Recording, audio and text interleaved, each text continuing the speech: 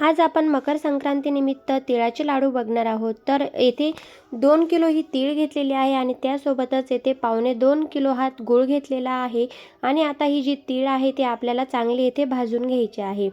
तीळ आपल्याला जोपर्यंत चांगली भाजली जात नाही, जोपर्यंत आपल्याला वास येत नाही किंवा जोपर्यंत ती तडतड होत नाही तोपर्यंत आपल्याला ही भाजून घ्यायची आहे। तर येथे तीळ भाजण्यासाठी मला 15 ते 20 मिनिटे लागलेली आहेत आणि छानपैकी अशी कमी गॅसवर ही तीळ भाजून घेतलेली आहे। आणि आता येथे आपण पाक बनवणार आहोत। तर येथे 2 चमचे साजूक तूप टाकलेले आहे आणि त्यात हा चिक्कीचा गूळ आहे तो टाकून घेतलेला आहे। तर येथे आपण फक्त 2 चमचे हे पाणी वापरणार आहोत। फक्त 2 चमचे पाणी टाकून हा जो पाक आहे तो बनवून घेणार आहोत। जर तुम्ही जास्त पाणी टाकले तर आपला हा पाक जो आहे तो कडक होतो आणि लाडूसुद्धा कडक होतात। तर येथे आपला हा गूळ पूर्णपणे वितळलेला आहे, पाक पूर्णपणे तयार झालेला आहे आणि या तीळमध्ये थोडा थोडा टाकून आपल्याला पूर्णपणे मिक्स करून घ्यायचा आहे।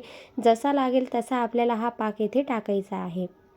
तर येथे हा पूर्णपणे पाक टाकून घेतलेला आहे आणि मिश्रण जोपर्यंत गरम आहे तोपर्यंत पटापट असे हे तिळाचे लाडू आपण बनवून घ्यायचे आहेत। आणि येथे सर्व तिळाचे लाडू तयार झालेले आहेत। तर जर तुम्हाला पूर्ण रेसिपी बघायची असेल तर खाली त्रिकोण आहे, तर त्यावर जाऊन तुम्ही क्लिक करून ही पूर्ण रेसिपी बघू शकता। तर व्हिडिओ कसा वाटला हे मला कमेंटद्वारे नक्कीच कळवा। तुम्हा सर्वांना मकर संक्रांतीच्या खूप शुभेच्छा।